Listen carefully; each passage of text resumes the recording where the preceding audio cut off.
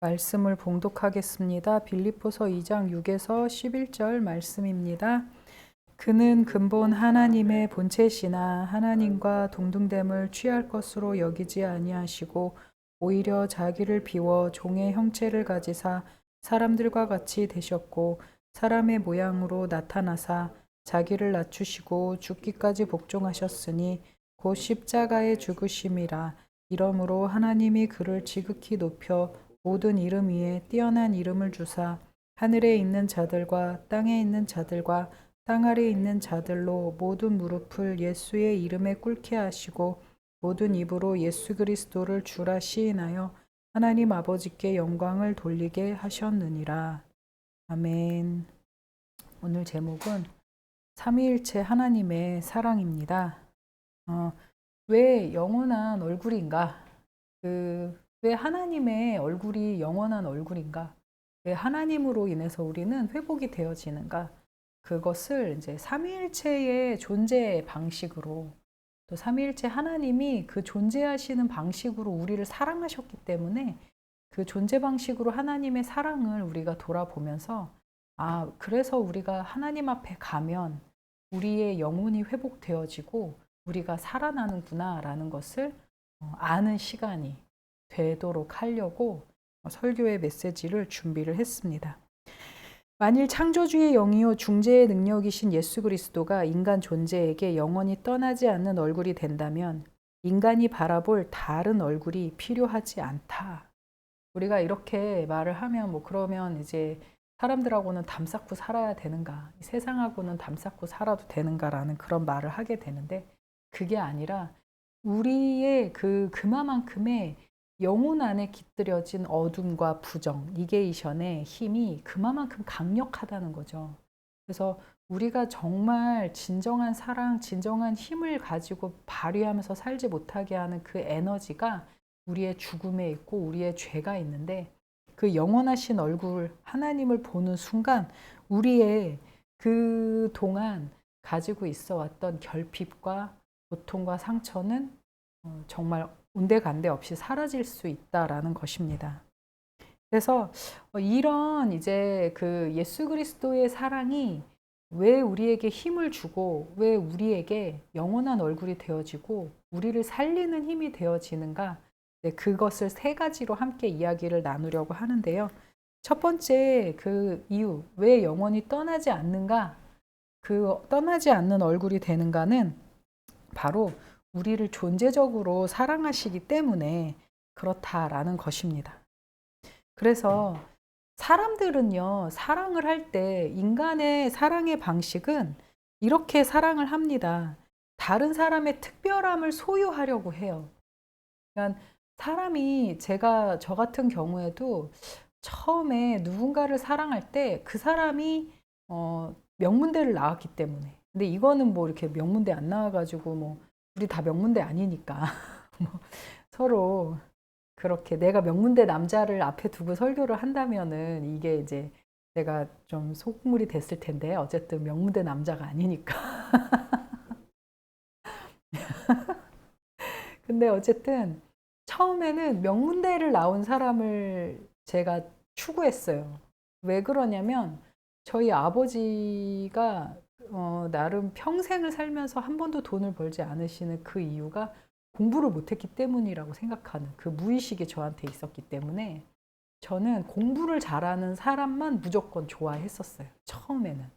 그런데 그런 사랑의 방식 자체가 무엇입니까? 바로 소유하려는 거죠. 나에게 없는 것, 내 가정에게 없어 왔던 것, 나의 어떤 무능력함을 유능한 한 사람의 모습, 특별함을 소유함으로써 그것을 내 안으로 가지고 오면 내가 힘이 있고 그것 자체가 일하지 못한 아버지의 반대에 극부적으로 공부를 잘하는 남자는 일을 잘할 것이다. 평생 아내와 자식을 먹여 살릴 것이다. 라는 그런 어떤 비합리적인 신념이 저를 감싸고 있었잖아요. 그것이 그 자체가 무엇으로부터 기인을 합니까? 내가 죽을까봐. 내가 먹고 살지 못해서 죽을까봐 하는 그 두려움이 있었다라는 거죠.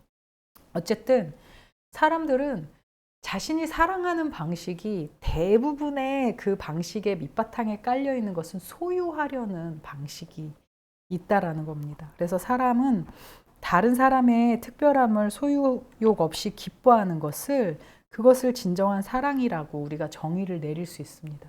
그러니까 사랑한다면 그 사람이 무엇을 가지고 있어서 사랑하는 것이 아니라 그 사람의 존재 자체로 사랑을 하는 거죠. 일반적으로 사람들은 자신이 사랑하는 것을 소유하기를 원해요. 그러나 그런 종류의 사랑은 쉽게 기만당하거나 사랑하는 대상을 어떤 범주 속에 가두기를 원합니다. 한 여자는 남편이 자신을 사랑하지 않는다는 것을 알았어요. 그랬더니 거기에서 그 여자가 어떻게 자기 자신을 위로했냐면, 이 남자는 위대한 남자야.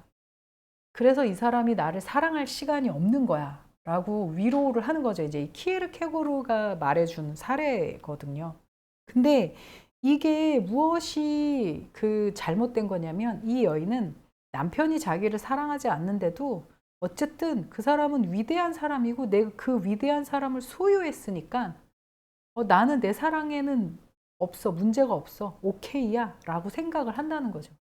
저 사람이 나를 사랑하지 않는 것이 아니라 저 사람이 바쁘기 때문에 나를 사랑할 시간이 없는 거야. 이런 식으로 스스로를 기만하면서 그렇게 사랑을 스스로를 위로하고 있다라는 거죠. 그러니까 이것이 이제 사랑이 소유가 되어진 그런 방식의 사랑인 거죠.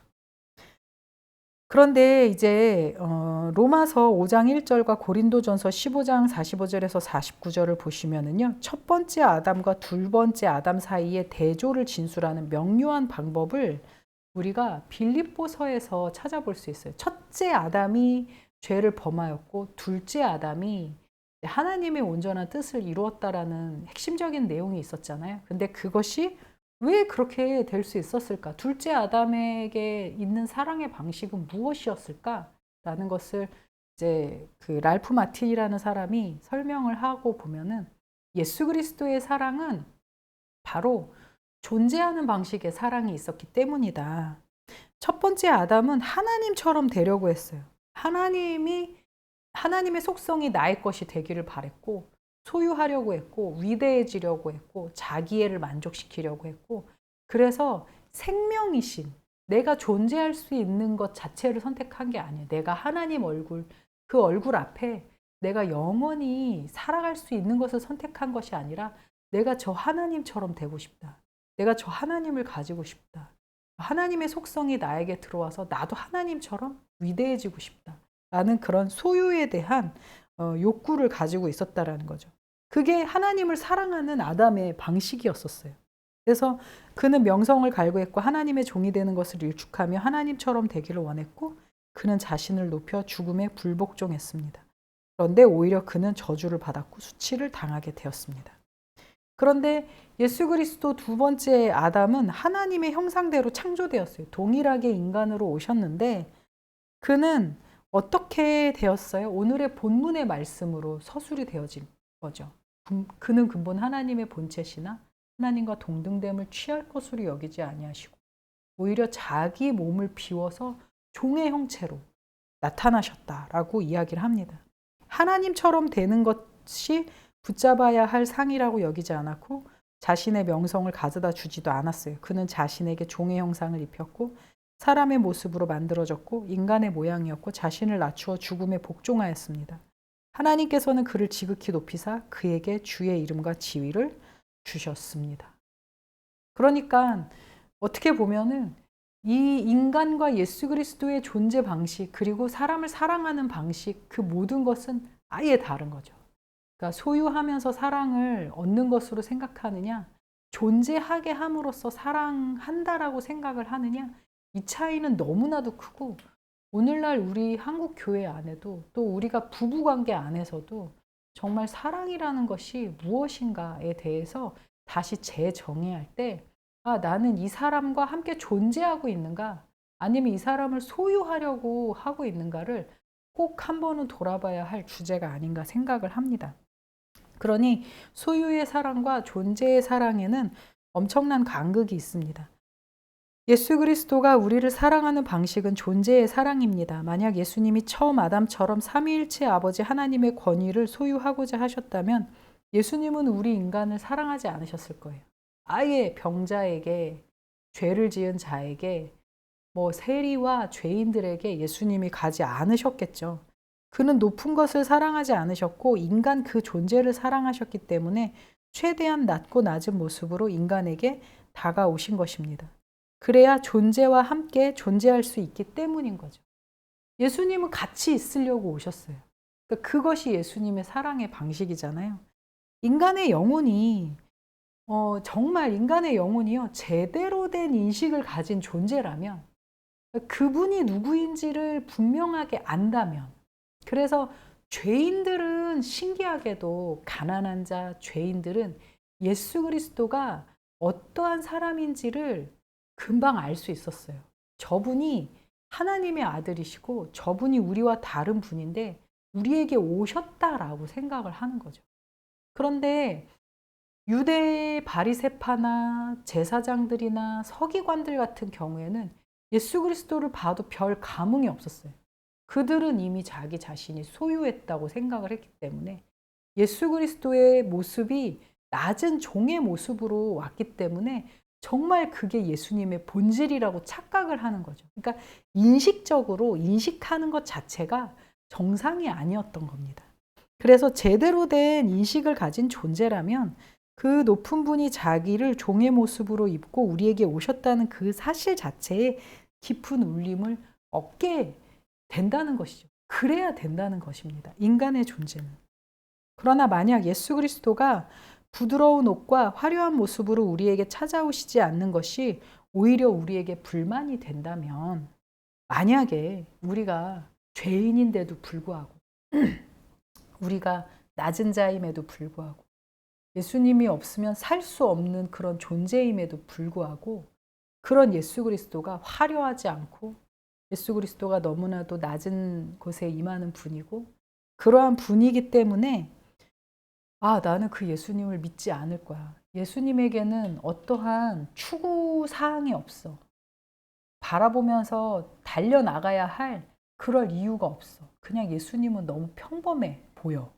이렇게 만약에 생각을 한다면, 그러면 그것이 불만이 된다면 우리의 신앙, 즉 예수님을 향한 우리의 사랑이 그분의 존재 자체에 있는 것이 아니라 그분을 소유하고자 하는 탐욕에 있을 것입니다.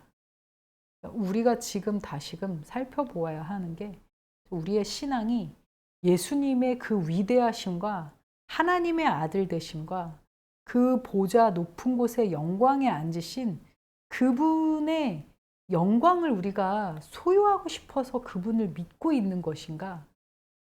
아니면 그분 존재와 함께 있기를 원하는 마음으로 우리가 그분을 사랑하고 있는 것인가? 우리 자신을 한번 되돌아보아야 할 필요도 있다는 것입니다. 누가복음 7장 25절에 그러면 너희가 무엇을 보려고 나갔더냐? 부드러운 옷 입은 사람이냐? 보라 화려한 옷을 입고 사치하게 지내는 자는 왕궁에 있느니라. 그렇기에 예수 그리스도가 존재하고 함께 존재하고자 하는 마음으로 우리 인간에게 오셨기에 예수 그리스도는 우리에게 무엇을 얻고 싶어서 오신 분이 아니기에 존재가 생명을 얻고 풍성히 얻게 하기 위해서 오신 분이시기에 그분이 영원히 떠나지 않는 얼굴이 되신다라는 것입니다. 그러니까 도둑이 오는 것은 도둑질하고 죽이고 멸망시키려는 것뿐이요 내가 온 것은 양으로 생명을 얻게 하고 더 풍성히 얻게 하려는 것입니다. 사탄의 사랑의 방식은 사람을 소유하고 그리고 그 사람을 나에게 귀속을 시키고 그 사람을 나에게 함몰시키는 것이 그 목적이라면요.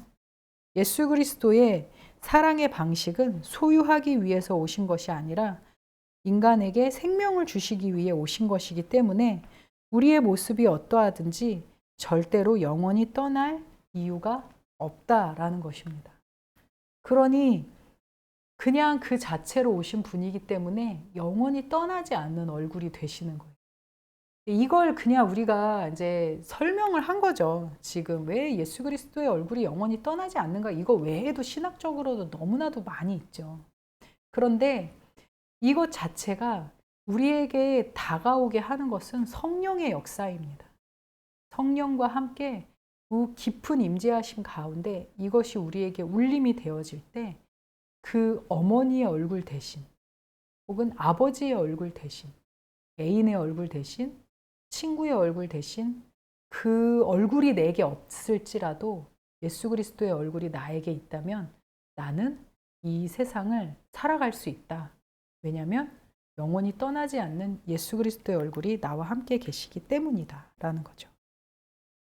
두 번째가 스스로 존재하는 분의 사랑이기 때문에 삼위일체 하나님의 사랑이 우리에게 능력이 되어지는 것입니다.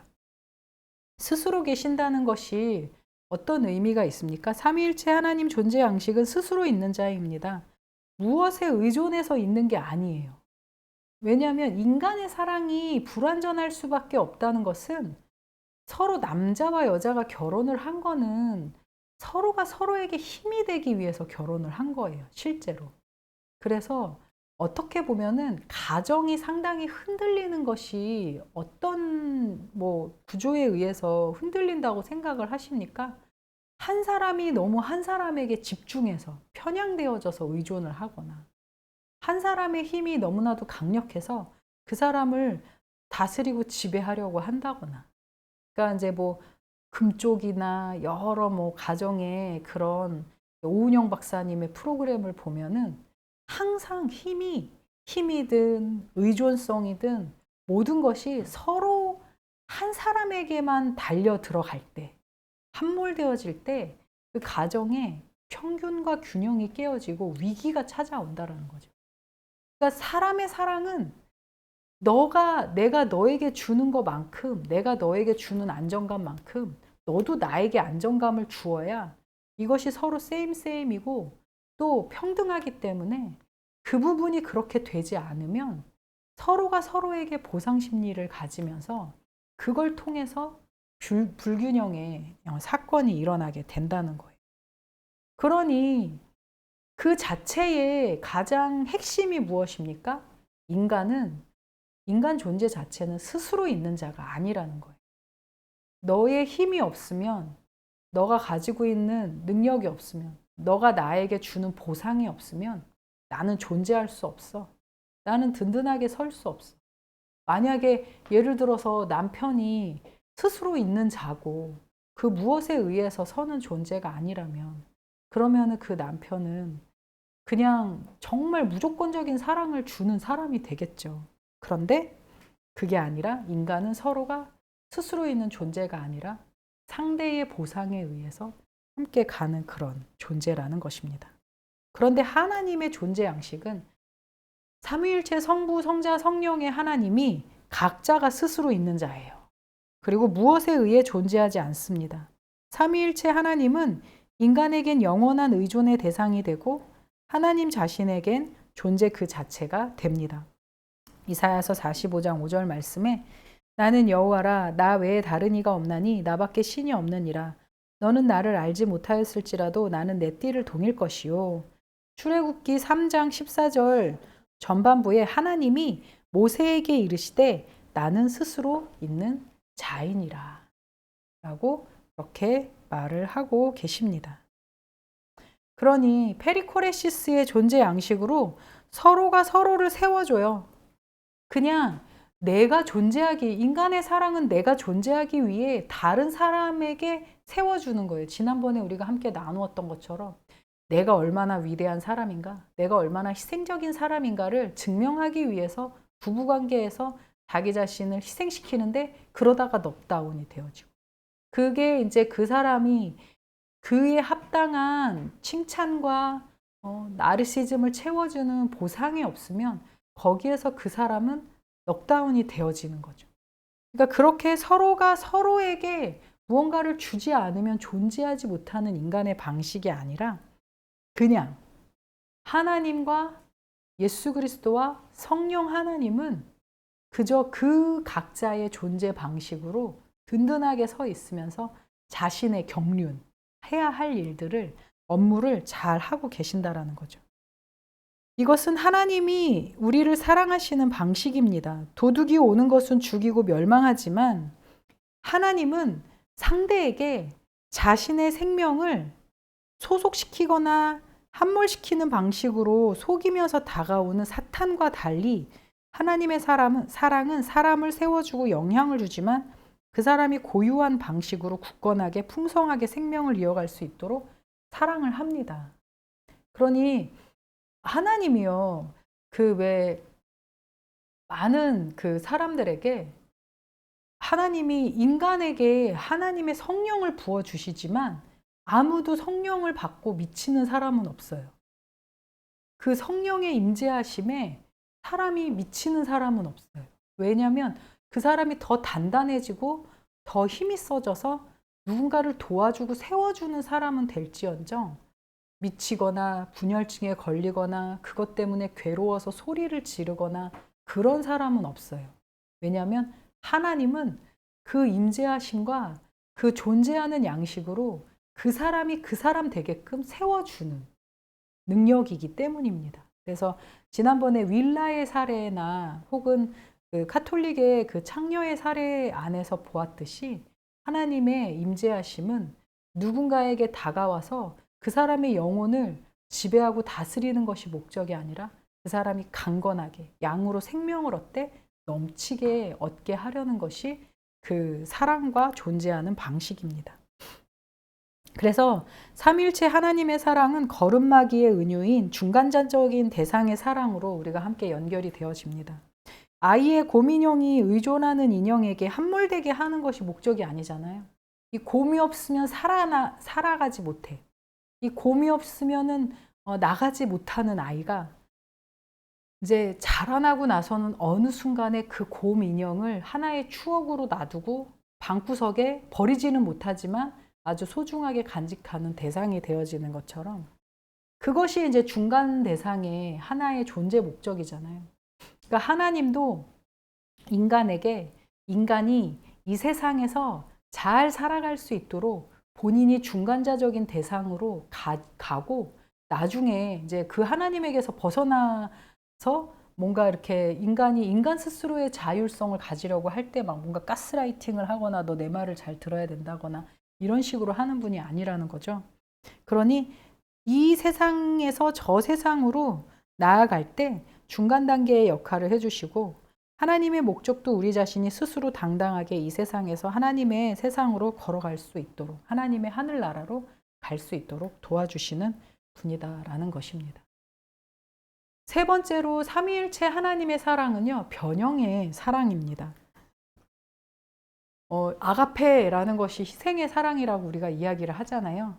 그런데 사랑의 궁극적인 기초를요, 우리가 예수 그리스도의 그 십자가에서 우리가 아가페의 사랑이라는 것을 볼 수 있습니다. 그런데 이것은 하나님이 예수 그리스도를 통해 보여주신 하나님의 사랑인 거잖아요. 그래서 솔직히 예수 그리스도만 희생한 게 아니라 아들을 주신 하나님 아버지의 마음도 희생하신 사랑이에요. 그래서 많은 사람들이 그 사랑 그 자체에 희생에 초점을 많이 맞춘다라는 것입니다. 그런데 이 사랑의 놀라운 것은 희생도 아주 중요한 키워드이긴 하지만 이제 로더가 강조하고 싶은 것은 무엇이냐면 아가페가 자기 희생적이기 때문에 가장 높은 형태의 사랑이 아니라는 거예요. 그것은 거룩하고 죽음을 포함하여 깨끗하지 못한 창조물들과 만날 때 정화하는 힘을 가지고 있습니다.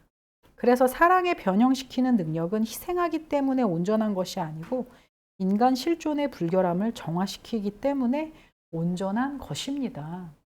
그러니까 이 예수 그리스도의 사랑의 온전함과 삼위일체 하나님의 사랑의 방식에는요, 그냥 단순히 내가 너에게 희생하는 사람이야 라는 것을 보여주기 위해서 예수님 정말 대단하세요. 자기 만족을 얻기 위해서 주신 사랑이 아니라 바로 나의 희생을 통해서 그 희생으로 너가 깨끗해지는 것. 존재 자체가 변형이 되어지는 것. 그게 바로 예수 그리스도의 사랑이라는 거죠. 근데 이 법칙이 얼마나 정말 대단한 법칙이냐면 이제 우리가 살고 있는 이 세계의 물리학 법칙과 함께 비교해서 본다면 엄청 대단한 사랑입니다. 희생의 사랑이.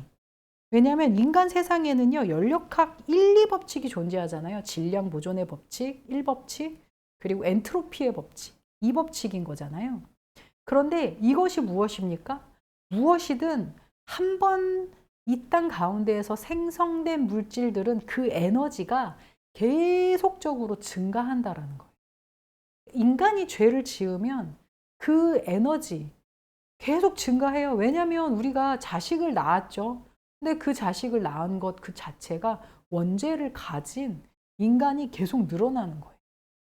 그러니까 이렇게 우리가 보면은 실제로는요, 세상의 법칙 안에서는요, 질량 보존의 법칙과 연력학의 법칙, 엔트로피의 법칙 때문에 인간의 그 어떠한 에너지도요, 소멸되어질 수는 없어요. 계속 쌓이고 쌓이고 쌓여요. 빅뱅의 그 우주 원리 안에서도 우주는 계속적으로 팽창을 합니다.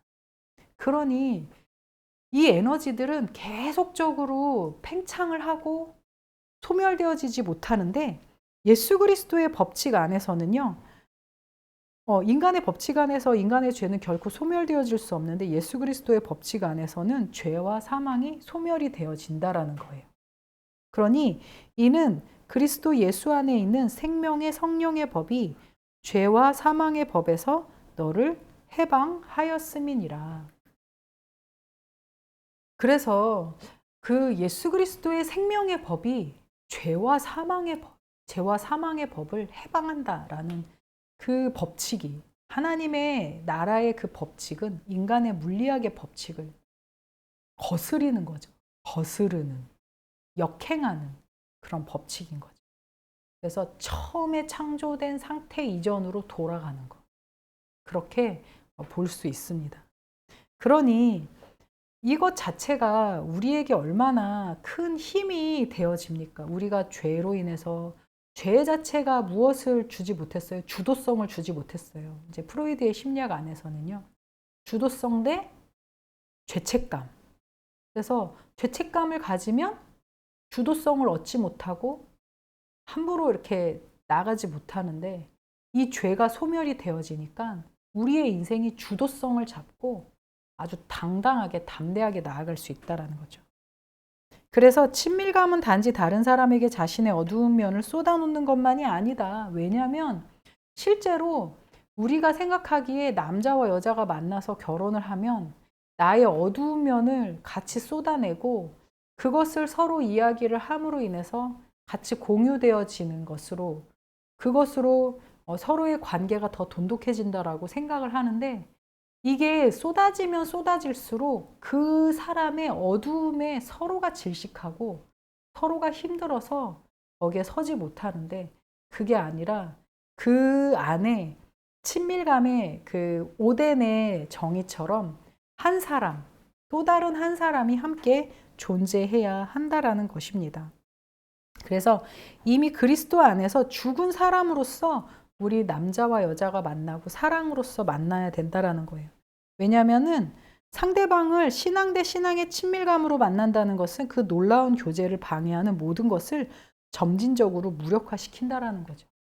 그러니까 누구도 어두움을 지려고 하지는 않는 것이, 그것이 인간인데, 그 안에 어두움을 지는 존재는 우리 인간이 아니라 바로 예수 그리스도이고, 아까 제가 말씀드렸던 영원히 떠나지 않는 분으로서 존재를 사랑하시는 분이신 삼위일체 하나님으로, 그리고 중간자적인 대상이 되시는 그 하나님으로, 그리고 또 우리에게 죄를 소멸하시는 그 하나님으로, 그 사랑으로, 삼위일체 하나님의 사랑으로 우리에게 다가오게 함으로, 그 모든 것이 우리 관계 안에 어두움에, 그것이 우리를 함몰시키고 우리를 지치게 만드는 것이 아니라 그것들을 이제 아예 다 무력화시키고 그 관계 속에 예수 그리스도의 그 생명력, 삼위일체 하나님의 존재하는 방식과 그 사랑을 우리에게 가져다가 놓았을 때, 그리스도의 영적인 임재가 만든 친교 가운데 친밀감이 더 깊어지는 것입니다.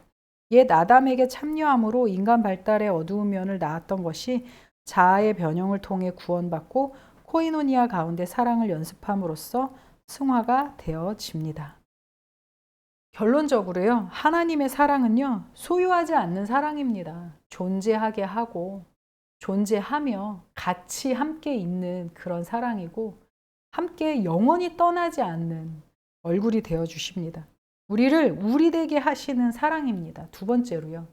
그래서 우리가 우리 스스로 걸어갈 수 있게 하고 우리 스스로 설 수 있게 하는 그런 사랑이시고, 세 번째는 본질을 변화시키는 사랑입니다. 예수 그리스도의 첫 번째 기적이 가나의 혼인잔치에서 물이 변하여 포도주가 되게 하신 기적인 것처럼 우리의 본질을 변화시키는 그 기적과 사랑으로 우리에게 다가오고 있으십니다. 우리가 이 사랑을 받고 있다고 성령으로 날마다 느끼며 살아갈 수 있다면 우리는 두려움 없이 이 세상 가운데 살아갈 것입니다. 그 사랑이 나의 든든한 백그라운드이기 때문에 사람을, 죽음을 두려워하는 것이 아니라 사람을 사랑하면서 두려움이 없는 사랑을 할 수 있게 될 것입니다. 아멘.